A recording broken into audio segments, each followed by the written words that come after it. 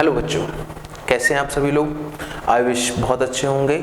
चलिए, इस लॉकडाउन के अंदर हम लोग काफ़ी छोटे छोटे टॉपिक्स के बारे में बात कर रहे हैं यहाँ पर, और कुछ इम्पॉर्टेंट टॉपिक्स को हम लोग आपके सामने लेकर आ रहे हैं। जैसे आज हम लोग लेकर आए हैं कि कैपेसिटर जो चैप्टर है, उस चैप्टर के अंदर के जो सर्किट्स होते हैं उनको हम लोग किस तरह से सॉल्व करें, और उनको सॉल्व करते टाइम हमें क्या क्या चीज़ें याद रखनी चाहिए, किस किस मेथड से हम लोग इस तरह के सॉल्व करना स्टार्ट करें ताकि हमारे क्वेश्चंस आराम से बन पाएँ।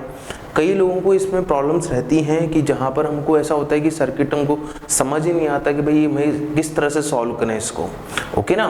तो इस चीज़ को ओवरकम करने के लिए हम लोग ये वाला वीडियो लेक्चर आपके सामने लेकर आए हैं, और इस वीडियो लेक्चर में आपको बहुत सारी चीज़ें समझ में आएंगी, और कई ऐसी भी चीज़ें होंगी जो कि हो सकता है उस टाइम पर आपको लगे कि हाँ ये बहुत इंपॉर्टेंट चीज़ है, और हो सकता है ये आपने कहीं मिस कर दी हो। तो चलिए इसी के साथ में हम लोग आज स्टार्ट करते हैं हमारे चैप्टर को। तो देखिए, how to solve circuit problems, की हमें किस तरह से सर्किट प्रॉब्लम्स को सॉल्व करना है। हमें पता होना चाहिए कि मैं इस टाइम पर ये मेथड लगाऊं या फिर इस टाइम पर मेरे को यहाँ पर ये वाली अप्रोच यहाँ पर लगानी चाहिए। तो चलिए देखते हैं। सबसे पहली चीज़ देखिए, सॉल्व करने के लिए हमारे पास में कुछ एक इस तरह से सिस्टमैटिक प्लान से हैं यहाँ पर, कि उन सिस्टमैटिक प्लान के अकॉर्डिंग हम लोग आज के पूरे वीडियो लेक्चर को यहाँ पर कवर करेंगे। और पूरे वीडियो लेक्चर में हम लोग इस तरह की चीज़ों को सॉल्व करेंगे कि यहाँ पर हमें पता लगे कि भाई इस तरह से हमारे पास में ये सारी चीज़ें सॉल्व होनी है। और साथ में एक और चीज़ आप याद रखें कि जो करंट इलेक्ट्रिसिटी वाला चैप्टर है और कैपेसिटर वाला जो चैप्टर है, उन दोनों के अंदर आपको सिमिलरिटी काफ़ी मिलेगी। जिस टाइप के क्वेश्चन आप उस करंट इलेक्ट्रिसिटी में देखते हैं, उसी टाइप के क्वेश्चंस आप लोग कैपेसिटर वाले चैप्टर में देखते हैं। तो देखिए, इस तरह से हमको ये हो गया कि अगर हम लोग एक टाइप की प्रॉब्लम्स को बनाना सीख जाएं तो दूसरा जो करंट इलेक्ट्रिसिटी है या फिर कैपेसिटर है, उन दोनों में से आप किसी भी एक चैप्टर में से अच्छे से आप महारत हासिल कर सकते हैं। तो देखिए, सबसे पहली बात हम बात करते हैं हमारे पास में सर्किट को सॉल्व करने का पहला जो मेथड होता है उसे हम बोलते हैं यहाँ पर एलिमिनेशन मेथड। क्या बोलते हैं बच्चों इसको हम लोग? Elimination method. तो ये है हमारे पास में एलिमिनेशन मेथड। तो देखिए, एलिमिनेशन मेथड क्या कहता है कि जैसे हमारे पास में कुछ मैं क्वेश्चंस के तौर पर आपको इस चीज़ को समझाना चाहूँगा कि जैसे हमारे पास में मान लो यहाँ पर ये 1 माइक्रोफैरड का कैपेसिटर है, इस जगह पर हम लोगों ने यहाँ पर एक और कैपेसिटर ले लिया है, यहाँ पर हम लोगों ने एक और कैपेसिटर ले लिया है, इस तरह से हम लोगों ने एक और कैपेसिटर, और ये दो पॉइंट्स हमने बना दिए हैं ए और बी। अब लेट सपोज कि ये है हमारे पास में 2 माइक्रोफैरड, ये भी है 2 माइक्रोफैरड, ये है मेरे पास में 1 माइक्रोफैरड, ये अगेन मेरे पास में यहाँ पर 1 माइक्रोफैरड, और इसको हम लोग मान लेते हैं यहाँ पर हमारे पास में, मान लो ये है हमारे पास 2 माइक्रोफैरड। अब देखिए, ये जो क्वेश्चन है इसको आप ना सॉल्व करते टाइम आपको दिमाग में आने चाहिए कि हम कहाँ से इस प्रॉब्लम को स्टार्ट करें। देखो, अगर मैं यहाँ से स्टार्ट करता हूँ तो ये सॉल्व होने का नाम ही नहीं लेगा। कोई भी एक ऐसा एंड देखो जहाँ से हमारे पास में फ्री दिखे ये चीज़ है ना, कि मतलब वहाँ पर कोई ज़्यादा जॉइंट ना हो हमारे पास, है ना।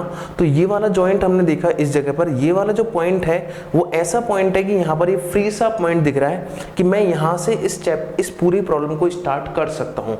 तो देखिए, अगर मैं इसको स्टार्ट करता हूं तो यहां पर देखें कि फर्स्ट ऑफ ऑल ये 2 माइक्रोफैरड और ये वाला 2 माइक्रोफैरड जो है वो दोनों किस में है मेरे पास में? सीरीज कॉम्बिनेशन में बच्चों। किस में? ये सीरीज कॉम्बिनेशन में। तो ये जो सर्किट है, ये वाला सर्किट, फर्स्ट ऑफ ऑल इस सर्किट को हम लोग यहां पर बना देते हैं कुछ इस तरह से।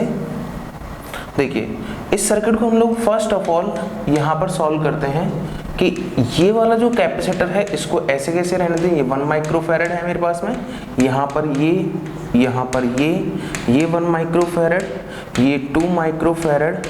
अब देखिए, ये जो दोनों कैपेसिटर हैं वो मिलकर एक कैपेसिटर फॉर्म कर रहे होंगे, और मान लीजिए वो कैपेसिटर फॉर्म हुआ कुछ इस तरह से 2 और 2। इनको सॉल्व करें यहाँ पर तो मुझे पता है दोनों सीरीज में हैं। अगर दोनों सेम है, मुझे याद है ये चीज़ कि अगर कोई भी इक्वल कैपेसिटेंस वाले कैपेसिटर होते हैं और n टाइम्स अगर आता है तो हम सीधे सीधे लिखते हैं C/n, जो कि हम लास्ट लेक्चर में हम लोग देख चुके हैं। तो यहाँ पर हो जाएगा ये 1 माइक्रोफैरड। अब देखिए 1 माइक्रोफैरड और 1 माइक्रोफैरड दोनों ये मेरे पास में क्या हो गए, पैरेलल कॉम्बिनेशन में हो गए हैं। तो यहाँ पर इन दोनों को सॉल्व करके मैं वापस लिख सकता हूँ इस तरह से, इस सर्किट को वापस बना लूंगा यहाँ पर। अब ये वाला जो दो कैपेसिटर है ये दोनों मिलकर यहाँ पर कुछ इस तरह से, अब ये देखो 1 और 1 दोनों पैरेलल में आ गए तो ये हो जाएगा 2 माइक्रोफैरड। फिर वापस देखो ये वाला 2 माइक्रोफैरड और ये मेरे पास में है 1 माइक्रोफैरड। अब इसी सर्किट को हम लोग वापस से थोड़ा सा और सॉल्व कर लेते हैं यहाँ पर। तो देखिए इस जगह पर इसको हम बनाते हैं यहाँ पर। अब 2 और 2 वापस से किस में आ गए, सीरीज में आ गए, तो वापस कितना हो जाएगा, 1 हो जाएगा। इसको अगर बनाए वापस से तो यहाँ पर ये हो जाएगा 1 माइक्रोफैरड और इसके पैरेलल कॉम्बिनेशन में दोनों मिलकर यहाँ पर बना देंगे इसको 1 माइक्रोफैरड। अब ये 1 माइक्रोफैरड और 1 माइक्रोफैरड दोनों मिलकर क्या होगा, पैरेलल कॉम्बिनेशन है। यहाँ पर ये ए पॉइंट है, यहाँ पर ये बी पॉइंट है। इन दोनों के बीच में क्या निकालना है, यहाँ पर इक्विवेलेंट कैपेसिटेंस निकालना है। तो इसको जरा सॉल्व करके हम लिख सकते हैं यहाँ पर, ये हो जाएगा 1 और 1 वापस से 2 माइक्रोफैरड। इसका मतलब यहाँ पर इस सर्किट का इक्विवेलेंट कैपेसिटेंस जो आएगा वो कितना आएगा, मेरे पास में 2 माइक्रोफैरड आएगा। तो यहाँ पर इक्विवेलेंट जो कैपेसिटेंस आया वो कितना आया बच्चों, 2 माइक्रोफैरड। अब चलिए इसी टाइप के कुछ और क्वेश्चन लेते हैं हम लोग यहाँ पर। देखिए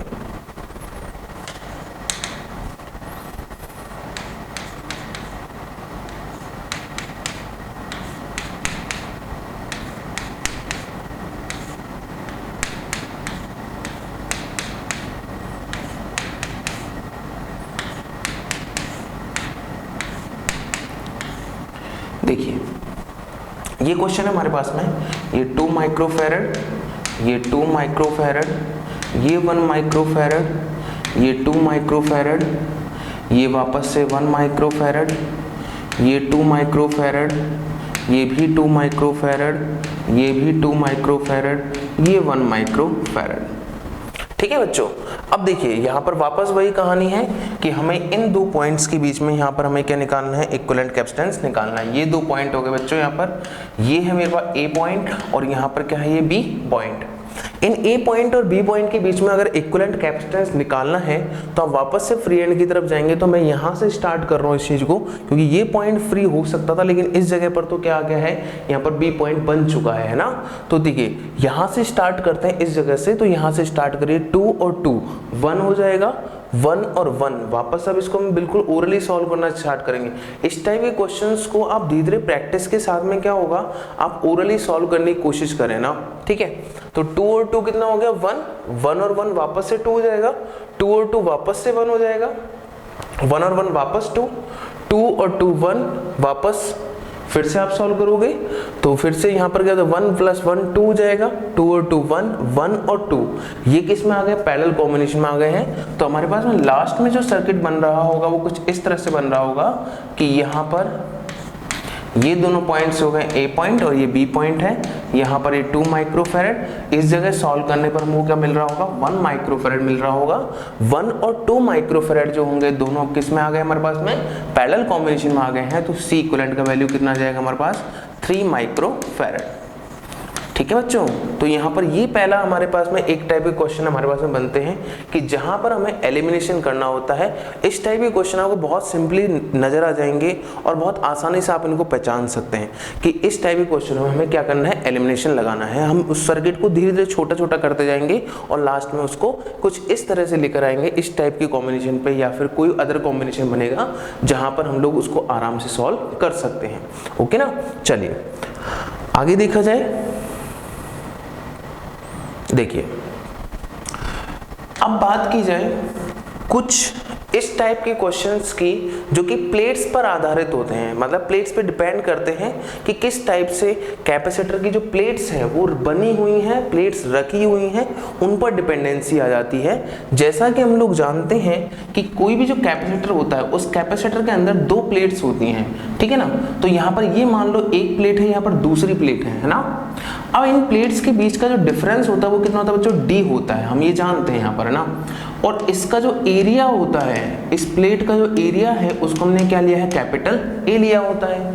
अब अगर मान लीजिए यहाँ पर इस जगह पर क्या हो, वैक्यूम होता है, अगर क्या होता है यहाँ पर वैक्यूम होता है बच्चों, तो हमें पता है कि इस कैपेसिटर को जो यहाँ पर फॉर्म हो रहा है, उस कैपेसिटर की कैपेसिटी हम लोग लिखते हैं epsilon not a upon D लिखते हैं, ठीक है। अब देखिए इसी बेसिस पर बहुत अच्छे अच्छे क्वेश्चन हमारे पास में बनते हैं कि कई बार क्या होता है, हमें जो प्लेट्स हैं उनके बीच में कुछ अलग अलग टाइप के पार्ट्स बना देता है, या फिर कई बार ऐसा भी हो सकता है जहां पर हमें ऐसा भी हो सकता है कि यहाँ पर कोई डाइलेक्ट्रिक मीडियम यहाँ पर क्या कर दें हम लोग, इंसर्ट कर दें। तो इस कंडीशन में क्या होगा, हमें कुछ इस तरह से क्वेश्चंस को सॉल्व करना होगा। तो देखिए सबसे पहली बात हम लोग देखते हैं, पहला क्वेश्चन यहाँ पर कि देखिए यहाँ पर हमारे पास में दो प्लेट्स कैपेसिटर की, इन दोनों के बीच का जो डिफरेंस है वो कितना है, डी डिफरेंस है यहाँ पर, ठीक है। और इसका जो एरिया है वो हमने वापस कितना ले लिया बच्चों, यहाँ पर कैपिटल ए ले लिया है। अब क्या करना है, देखो यहाँ पर आपको बोला कि भाई इस जगह पर हमने क्या कर दिया कि आधे पार्ट में इस तरह से इस कैपेसिटर को दो पार्ट में डिवाइड किया, और यहाँ पर आधे पार्ट में हम लोगों ने कोई एक डाइलेक्ट्रिक मीडियम फिलअप कर दिया है K1, और इस तरफ हम लोगों ने क्या कर दिया, एक और डाइलेक्ट्रिक मीडियम फिलअप कर दिया है, दैट इज K2। ओके, एक तो ये वाला क्वेश्चन होगा, ठीक है। और इसी तरह से हम लोग एक और क्वेश्चन इस तरह से बना लेते हैं। यहाँ पर इस क्वेश्चन में क्या किया बच्चों, यहाँ पर कि वही कहानी, यहाँ पर डी डिस्टेंस हो गई दोनों के बीच, प्लेटों के बीच में, यहाँ पर ए कैपिटल एरिया, जो एक कैपिटल ए है वो एरिया हो गया है। अब हमने क्या किया, इसको इस तरह से एक साइड हमने यहाँ पर कोई मीडियम इंसर्ट करवाया, लेट सपोज K1, और यहाँ पर जो मीडियम इंसर्ट करवाया है दैट इज K2। अब देखिए इन दोनों टाइप के क्वेश्चंस को किस तरह से सॉल्व करना होगा, उसके लिए आप यहाँ पर समझे। हमने क्या करना है, देखिए अगर मान लीजिए आप यहाँ पर एक बैटरी कनेक्ट कर देते हैं, ठीक है, तो लेट सपोज कि ये जीरो पोटेंशियल, यहाँ पर वी पोटेंशियल इस तरह से। अब देखो इस जगह क्या है, जीरो, इस जगह V है। यहां से अगर मान लीजिए हम लोग किसी भी तरह चल रहे हैं, इस साइड हम जा रहे हैं, तो यहाँ पोटेंशियल इंक्रीज हो रहा है।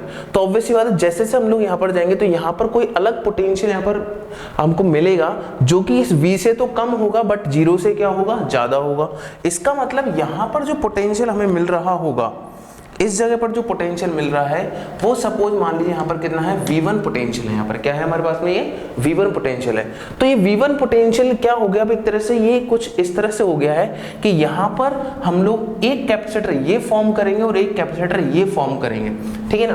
तो इस तरीके से हमारे पास में दो कैपेसिटर फॉर्म हो गए, एक तो यहाँ पर और एक यहाँ पर, इस तरह से।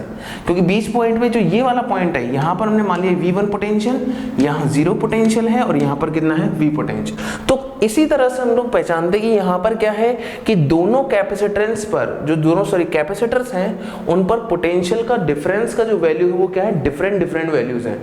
इसलिए मुझे समझ में आया कि यहाँ पर जो कॉम्बिनेशन है वो किस टाइप का कॉम्बिनेशन है, यहाँ पर ये सीरीज कॉम्बिनेशन है बच्चों, है ना। तो यहाँ पर ये हो गया है C1 और यहाँ पर ये क्या हो गया है, C2। अब देखिए C1 और C2 अगर दोनों सीरीज कॉम्बिनेशन में है तो इनका C इक्विवेलेंट जो लिख सकते हैं हम लोग, that is C1C2, that is C1C2 upon C1 plus C2, इस तरह से हम लिख सकते हैं। ओके ना। अब हमें पता है C1 और C2 की वैल्यू निकालनी है जगह बस, है ना। तो C1 की वैल्यू आप रखो, देखो सबसे पहले इसको बीच में से हमने डिवाइड किया है, इसका मतलब इस बार क्या डिवाइड हुआ, डिस्टेंस जो थी वो आधी आधी बढ़ गई यहाँ पर, है ना। तो टोटल डिस्टेंस कितना था D, लेकिन यहाँ पर ये कितनी हो जाएगी, अब मेरे पास में D/2 हो जाएगी। तो एक कैपेसिटर ये वाला जो फॉर्म हो रहा होगा वो हो जाएगा एप्सिलॉन नॉट A, एरिया पूरा है, D/2 हो जाएगा डिस्टेंस, बट यहाँ पर जो डाइलेक्ट्रिक कांस्टेंट है वो कितना है, K1 है, ठीक है ना। इसी तरह से C2 की बात करें तो यहाँ पर भी क्या होगा, epsilon nought A upon D/2, but अगर यहाँ पर बात करें इसका जो डाइलेक्ट्रिक कांस्टेंट है वो कितना है, K2 है। तो ये दोनों कैपेसिटर्स की वैल्यू मेरे पास में आ गई है, और इसको अगर वैल्यूज को पुट कर ले हम लोग तो यहाँ पर क्या मिल जाएगा हमको, C इक्विवेलेंट का वैल्यू मिल जाएगा। अब बात की जाए यहाँ पर देखिए बच्चों, तो इस जगह पर देखिए हम लोग वापस से सेम कंडीशन बना लेते हैं, यहाँ V मान लिया हमने, यहाँ पर 0 मान लिया। अब देखो ये जो ऊपर वाला कैपेसिटर बन रहा होगा और ये वाला जो कैपेसिटर बन रहा होगा, ऑब्वियस सी बात है प्लेट्स के बीच में कोई डिफरेंस वाली कंडीशन नहीं है, बीच में से तो नहीं है, हमने इसको डिवाइड ऐसे किया है। अगर देखें इस प्लेट पर पोटेंशियल कितना है V और इस प्लेट पर पोटेंशियल कितना है 0, इसका मतलब इस कैपेसिटर को जो ये फॉर्म हो रहा होगा उस कैपेसिटर के अकॉर्डिंग प्लेट्स पर जो पोटेंशियल डिफरेंस है वो कितना है, इसके बाद में V ही है, क्योंकि एक साइड V है और एक साइड कितना है 0, तो डिफरेंस कितना हो गया हमारे पास में V हो गया ना। तो इसका मतलब ये हुआ कि दोनों कैपेसिटर ऐसे हैं जिन पर पोटेंशियल का वैल्यू क्या है, सेम। अब मुझे याद है कि पोटेंशियल अगर मान लीजिए सेम होता है तो इन दैट केस वो कॉम्बिनेशन कैसा होता है, पैरेलल कॉम्बिनेशन होता है। इसका मतलब यहाँ पर मेरे पास में दो कैपेसिटर कुछ इस तरह से बन रहे होंगे, यहाँ पर इस तरह से फॉर्म हो रहे होंगे, ये हो जाएगा C1 और ये हो जाएगा C2। समझ आ रही बात ये वाली। अब वापस से वही कहानी, यहाँ पर C1 C2 की वैल्यू पुट कर लेते हैं। हमें पता है यहाँ पर C इक्विवेलेंट की वैल्यू कितनी हो जाएगी, C1 प्लस C2 हो जाएगी इन दैट केस जबकि ये पैरेलल कॉम्बिनेशन होगा, है ना। ओके, तो इस टाइप से हम लोग पहले C1 की वैल्यू निकाल लेते हैं। देखो हम यहाँ पर C1 की वैल्यू निकालने के लिए क्या लिखेंगे, मतलब एप्सिलॉन नॉट। अब देखो एरिया जो टोटल A था बट अब की बार आधा आधा कर दिया है तो प्लेट एरिया यहाँ पर रिड्यूस हुआ है, तो ये हो जाएगा A/2। डिस्टेंस जो है प्लेट्स के बीच का डिफरेंस जो है वो क्या है, सेम है, वही d है, बट यहाँ पर अगर डायलेक्ट्रिक कांस्टेंट की बात करूँ कितना है, K1। इसी तरह से C2 की वैल्यू निकालो आप, तो यहाँ पर हो जाएगा K2 epsilon not A/2 upon D। अब इन वैल्यूज को अगर यहाँ पुट करेंगे आप लोग तो यहाँ पर हमें इसका जो इक्विवेलेंट कैपेसिटेंस है वो फाइंड आउट हो जाएगा। ओके ना, चलिए तो इसी टाइप से कुछ अच्छा क्वेश्चन इसका देखते हैं हम लोग। यहाँ पर देखिए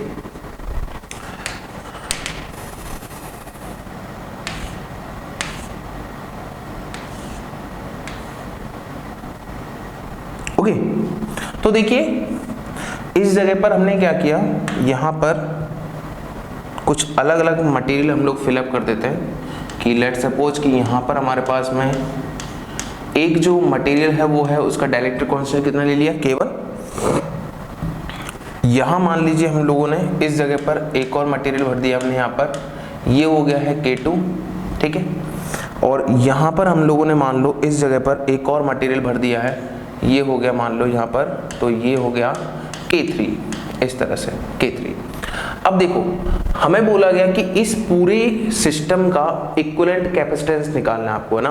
तो इक्विवेलेंट कैपेसिटेंस निकालने के लिए हम लोग क्या करना है बच्चों, हमने वापस वही कंडीशन बना ली, इधर और इधर, ये है ना, ये V मान लिया, इधर क्या मान लिया हमने 0। समझ आ रहा है ये चीज, इस साइड V इस साइड 0। अब देखो इस जगह पर मुझे समझ में आ गया कि अगर इस पॉइंट प्लेट की और इस प्लेट की बात करूं तो यहाँ पर B है और यहाँ पर क्या है 0। इसका मतलब एक कैपेसिटर ये रहा, एक कैपेसिटर ये रहा, एक कैपेसिटर ये रहा। ये तो समझ में आ गया कि 3 कैपेसिटर बनेंगे। यहाँ कॉम्बिनेशन कैसा बनेगा हमारे पास में, कुछ इस तरह से, देखिए ठीक है, यहाँ ये V और यहाँ पर कितना है 0। समझ आ रहा है चीज। तो ये वाला जो कैपेसिटेंस होगा इसका C1 मान लिया, इधर जो कैपेसिटर है K2 वाला हमने C2 मान लिया, और ये वाला जो है हमने कितना मान लिया, इसको C3 मान लिया ना, ठीक है। तो देखिए अब इस कहानी में हमको वापस से C1 C2 की वैल्यू फाइंड आउट कर लेते हैं हम लोग। C1 का वैल्यू कितना है, देखो इसमें प्लेट एरिया सेम है A बट डिस्टेंस क्या हो गई है, आधी हो गई है। तो C1 का वैल्यू कितना हो गया, epsilon nought A upon D/2, but difference कितना है, सॉरी डायलेक्ट्रिक कांस्टेंट कितना है, K1। तो ये हो गया हमारे पास K1 epsilon nought A upon D/2 जो कि क्या है C1, है ना। और इसी तरह से C2 की बात करें तो C2 का वैल्यू कितना हो जाएगा, that is K2 epsilon not. अब देखो आप एरिया इस बार आधा हो गया है तो यहाँ पर हो जाएगा A/2 और डिस्टेंस तो ऑलरेडी आधी है इसकी, तो यहाँ पर भी क्या होगा D/2, तो 2 से 2 कैंसिल आउट हो जाएगा। इसी तरह से C3 का वैल्यू लिख लें अपन लोग, तो वो हो जाएगा K3 epsilon not A/2 and D/2। इस तरह से हमारे पास में ये वाले क्वेश्चन जो होते हैं वो सॉल्व करने के होते हैं ना, ठीक है। तो ये है हमारे पास में इस टाइप के क्वेश्चन। ओके, चलिए अब बात करते हैं एक अलग डिफरेंट मेथड्स और डिफरेंट टाइप के क्वेश्चंस की। तो देखिए अब हमारे पास में आते हैं इसी टाइप से प्लेट वाले ही क्वेश्चन है, जो कि प्लेट्स में किस तरह से हम लोगों को सॉल्व करना होता है। तो देखिए कई बार हमें इस तरह के क्वेश्चन बना के दे देते हैं ना, इस तरह से। ओके, ये कुछ प्लेट्स हैं, इन प्लेट्स को हम लोगों ने जैसे 4 प्लेट हमने मान ली यहाँ पर ये। अब ये 4 प्लेट जो है हमने कुछ इस तरह से इनको अरेंज किया है ना, ठीक है। तो देखिए हम क्या करते हैं, बोल देता है वो कि भाई यहाँ पर ये कनेक्टेड है, इस जगह ए पॉइंट है और यहाँ पर ये कनेक्टेड है, यहाँ पर बी पॉइंट है। तो बताओ भाई ए और बी पॉइंट के बीच में यहाँ पर पोटेंशियल कैपेसिटेंस कितना होगा, समझ आ रहा है। चलिए हम एक काम करते हैं, इसको बिल्कुल सिंपल तरीके से सॉल्व करते हैं। हमने मान लिया कि यहाँ पर इस ए का पोटेंशियल V मान लिया है और B का पोटेंशियल हमने कितना मान लिया है, 0 मान लिया है। इसका मतलब अगर देखा जाए तो यहाँ अगर V पोटेंशियल है तो इस पर प्लेट पर जो पोटेंशियल आएगा वो कितना आएगा, V। इस पर भी कितना, V। अगर यहाँ देगा 0 और यहाँ भी कितना हो जाएगा, 0। अब हमारे पास पॉइंट मिल चुके हैं, इन पॉइंट्स को हमें सिर्फ क्या करना है, अरेंज करना है। तो चलिए हमारे पास में 2 पॉइंट है, V और 0, है ना। अब V और 0 के बीच में जितने कैपेसिटर बन रहे हैं उनको हम लोग क्या करते हैं, अरेंज कर देते हैं। मान लो इनके बीच का डिफरेंस आपको दे रखा है, डिस्टेंस D है, तीनों के बीच में डिफरेंस क्या है, D। यहाँ पर भी कितना है, D। ओके, तो फर्स्ट देखो यहाँ पर V और 0 के बीच में एक कैपेसिटर बन रहा है कुछ इस तरह से, ये हो गया हमारा फर्स्ट कैपेसिटर, फर्स्ट वाला। सेकंड वाला बन रहा है तो हमने उसको भी बना दिया इस तरह से, ये। और फिर थर्ड वाला भी हमने इस तरह से बना दिया है, ये भी C, ये भी C, ये भी C, क्योंकि इस C का वैल्यू जो है वो कितना है, C equal to epsilon nought A upon D है।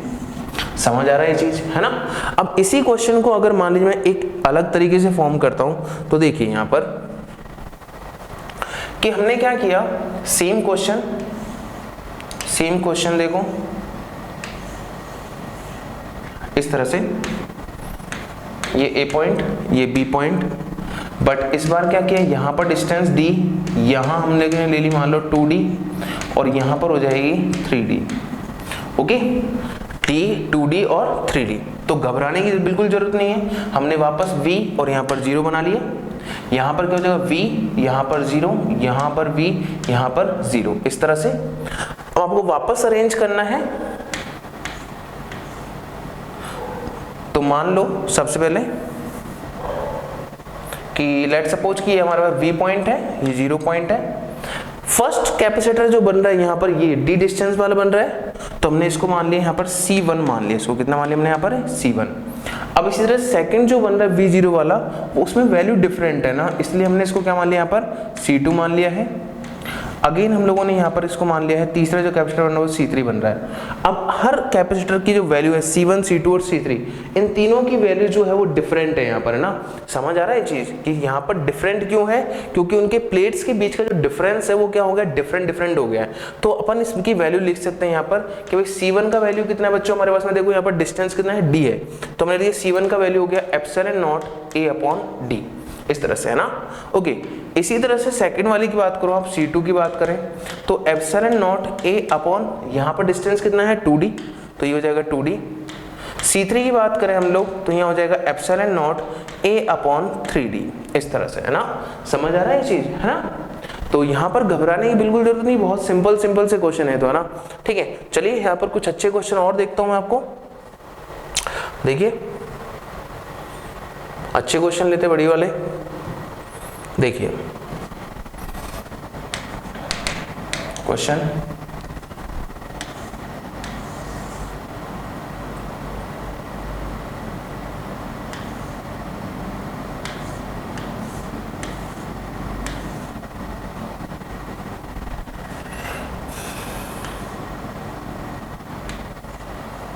ये A पॉइंट हो गया है और ये B पॉइंट हो गया ना, ठीक है। अब देखो इन A और B पॉइंट्स के बीच में हमें क्या निकालना है, यहाँ पर इसका कैपेसिटेंस निकालना है ना, ठीक है।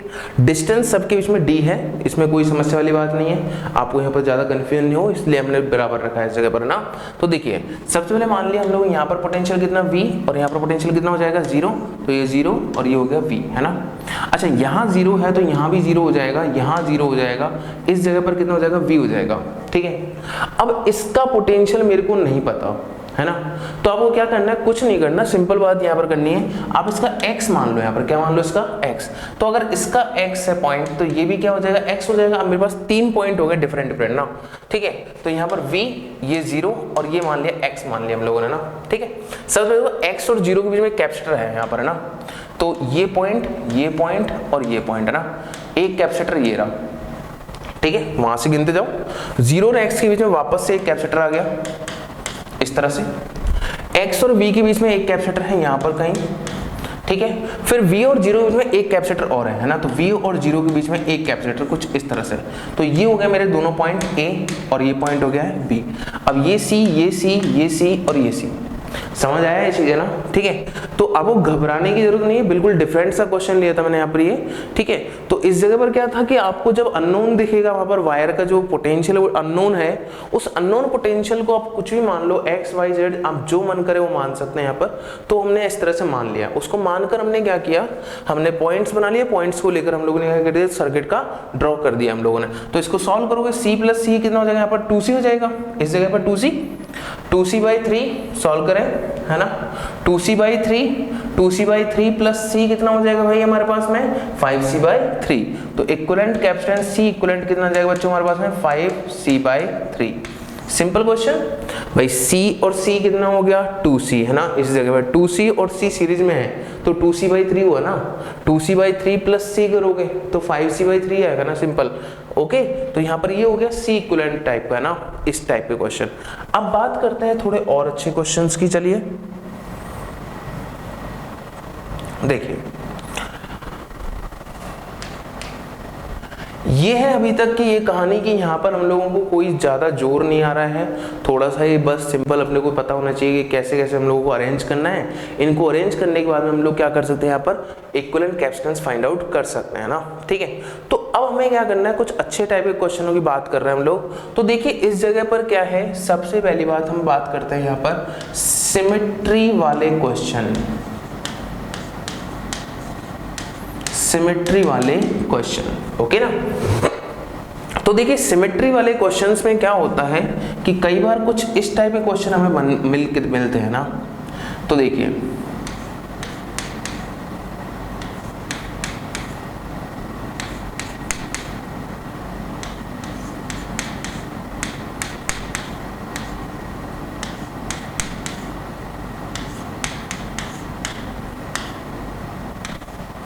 देखो बच्चों, अब ये क्वेश्चन कैसे सॉल्व होगा, मैं इस क्वेश्चन का एक सेकंड पार्ट भी बनाऊंगा आपको, ठीक है। सबसे पहले आप समझें इस जगह पर हम क्या कर रहे हैं यहाँ पर, है ना, ठीक है।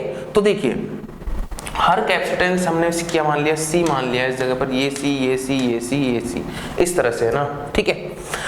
अब देखिए इस टाइप का जो क्वेश्चन होता है, ऐसे कैसे क्वेश्चन आपको जो रेजिस्टेंस वाले सर्किट्स हैं उनके अंदर भी मिलेंगे।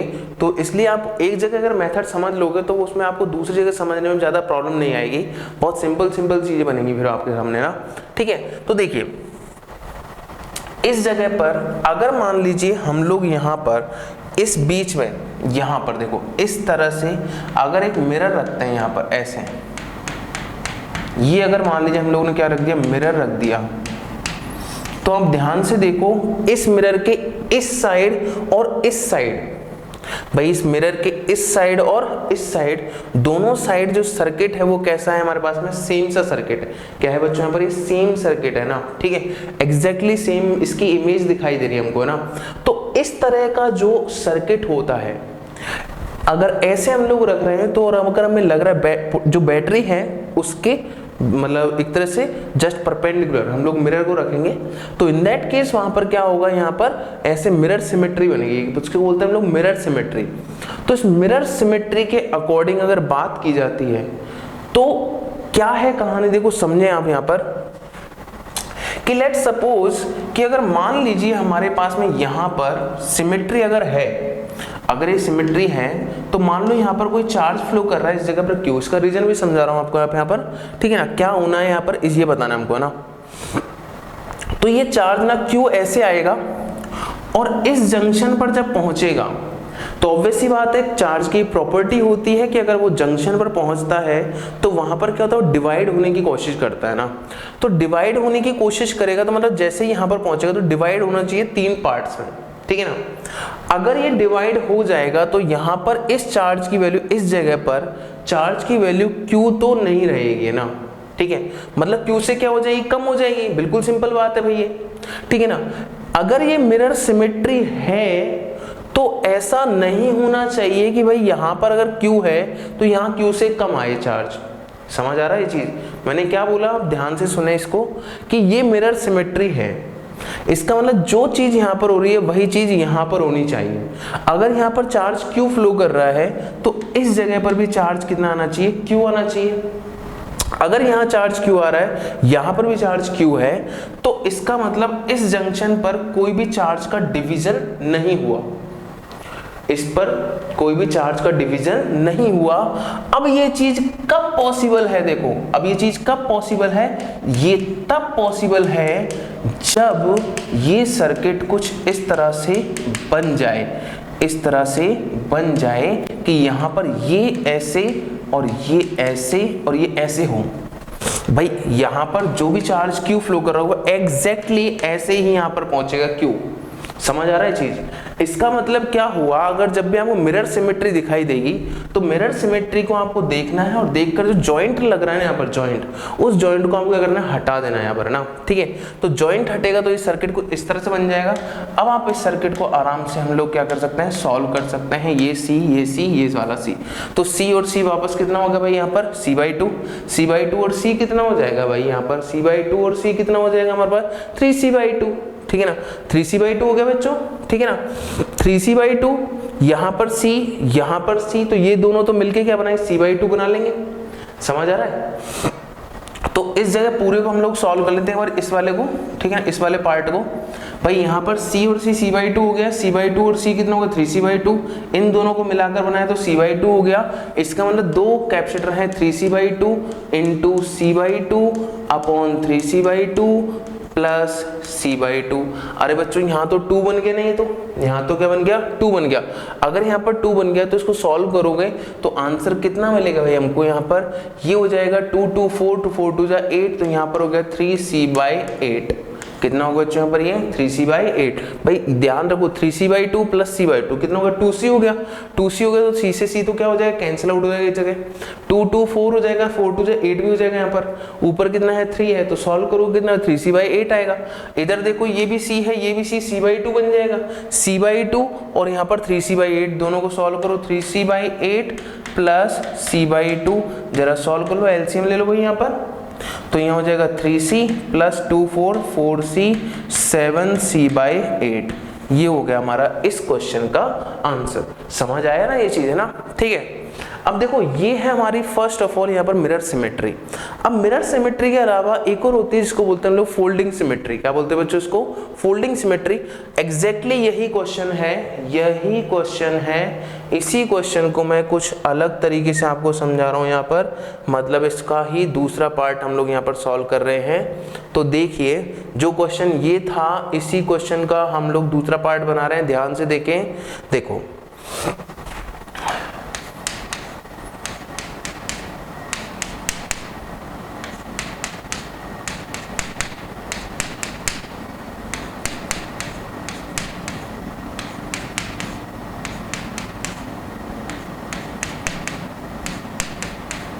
ठीक है। अब ये बन गया मेरे पास में यहाँ पर A पॉइंट और ये हो गया मेरे पास में B पॉइंट, ठीक है।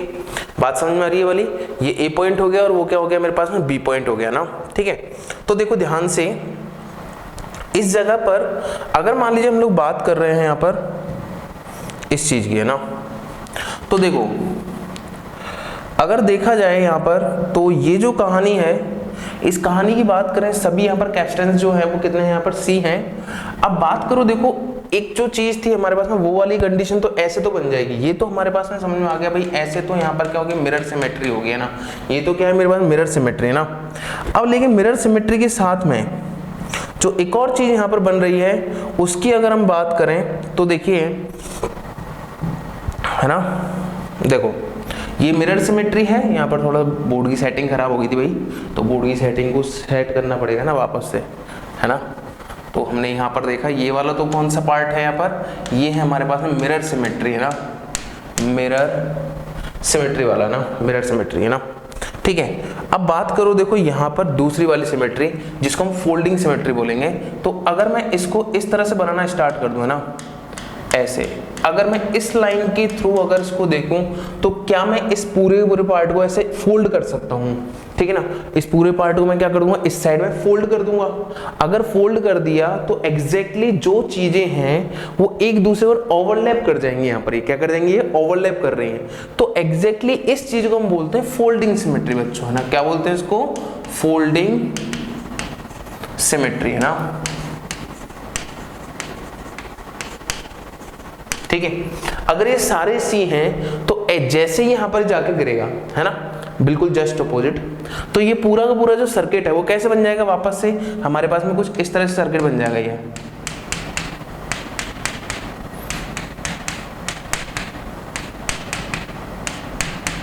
इस तरह से ना। ठीक है, ये ए पॉइंट और ये हो गया हमारा बी पॉइंट। बट देखो बिल्कुल यहाँ पर जाके गिरा तो ये सी और ये सी कितना, 2C पैरेलल में जाएंगे सारे, 2C वगैरह, तो ये हो जाएगा 2C, ये हो जाएगा 2C, ये भी 2C, ये भी 2C, ये भी 2C। क्या ये दोनों भी 2C हो जाएंगे, नहीं, बिल्कुल नहीं, क्योंकि यहाँ पर कोई भी ओवरलैपिंग नहीं हो रही है, सिर्फ ये C है और ये भी C है, तो एग्जैक्टली यहाँ पर क्या होंगे, ये दोनों C हो जाएंगे। अब आपको वापस से वही चीज दिखाई दे रही होगी कि अगर मान लीजिए मैं यहाँ पर वापस से कुछ इस तरह से कर दूं कि इस जगह पर, अरे रे मार्कर, ठीक है ना, यहां पर इस तरह से वापस यहां पर बना दिया है, तो ये मिरर सिमेट्री, सेम वही कंडीशन, आप आराम से इस क्वेश्चन को सॉल्व कर सकते हैं। तो आपको ये जो चीज है वो समझ में आनी चाहिए कि भाई किस तरह से इसको सॉल्व करना होता है, इस टाइप के क्वेश्चंस को आपको क्लियर होना चाहिए इस जगह पर, है ना। ठीक है, तो ये है हमारे पास में यहाँ पर ये मिरर और फोल्डिंग सिमेट्री के एग्जाम्पल्स। ओके, चलिए अब बात की जाए कुछ और अच्छे क्वेश्चंस की। देखिए अब बात करते हैं हम लोग व्हीटस्टोन ब्रिज की। व्हीटस्टोन ब्रिज, ओहो ब्रिज, ओके। तो देखिए व्हीटस्टोन ब्रिज क्या होता है, इतना हमें पता है कि अगर मान लीजिए हम लोग यहाँ पर एक कैपेसिटर इस तरह से, एक कैपेसिटर इस तरह से, एक कैपेसिटर इस तरह से, एक कैपेसिटर इस तरह से, एक कैपेसिटर इस तरह से, ओके। तो अगर मान लीजिए यहाँ पर हम लोगों ने ये इस जगह पर कोई बैटरी अटैच कर रखी है और ये दो पॉइंट्स हमने लिए यहाँ पर, अगर हम लोग यहाँ पर गैल्वेनोमीटर लगा देते हैं, क्या लगा देते बच्चों यहाँ पर, ये गैल्वेनोमीटर, और अगर इसका कैपेसिटेंस P है, ये Q है, ये R है और ये क्या है सॉरी PQRS। अब देखो जो बैलेंस्ड व्हीटस्टोन ब्रिज होता है, यहाँ पर व्हीटस्टोन भी दो टाइप के बनाते हैं हम लोग, है ना। एक होता है बैलेंस्ड और एक होता है अनबैलेंस्ड व्हीटस्टोन ब्रिज, समझ आ रहा है। तो बैलेंस्ड व्हीटस्टोन ब्रिज कैसा होता है उसके बारे में थोड़ा डिस्कस करें हम लोग। तो बैलेंस्ड व्हीटस्टोन ब्रिज की कहानी ये है कि अगर मान लीजिए if P upon Q equal to R upon S हो, बच्चों क्या हो, P upon Q equal to R upon S हो, तो ऐसा हो तो क्या होगा, हम ऐसा कहेंगे कि इस गैल्वेनोमीटर में जो करंट है उसका वैल्यू कितना हो जाएगा, 0 हो जाएगा। मतलब इस गैल्वेनोमीटर में कोई करंट फ्लो नहीं करेगी। अगर मान लीजिए यहाँ पर कैपेसिटर आपने लगा भी दिया है तो उस कैपेसिटर पर कोई वहां पर करंट, जब चार्ज है या करंट है वो फ्लो नहीं करेगा, तो उस कैपेसिटर का कोई काम हमारे पास में नहीं है।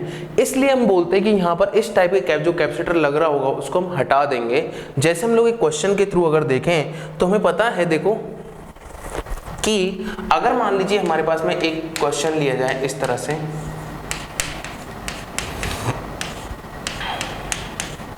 ये लो, ये हो गया 6 माइक्रोफैरड और ये 3 माइक्रोफैरड हो गया है, 6 3 4, और यहाँ पर अगर मान लेते हैं हम लोग यहाँ पर, तो इस जगह पर लिख लिया हमने 8 माइक्रोफैरड, यहाँ पर हमने 4 माइक्रोफैरड, ये लो, ठीक है।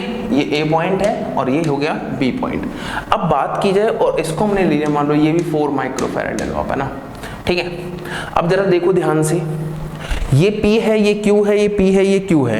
इस P अपॉन Q अगर R इक्वल अपॉन S के बराबर है क्या, देखो जरा 6/8 करो, 6/8, और इसका रेशियो कितना आएगा, 3/4। एग्जैक्टली यही आ रहा होगा, ऑब्वियस सी बात है। 3/4 3/4 रेशियो इक्वल आ गया। इसका मतलब ये क्या होगा, बैलेंस्ड व्हीटस्टोन ब्रिज हो गया। क्या होगा बच्चों, ये बैलेंस्ड व्हीटस्टोन ब्रिज। अगर बैलेंस्ड व्हीटस्टोन ब्रिज है तो इस 4 माइक्रोफैरड का कोई काम हमारे पास में नहीं होगा।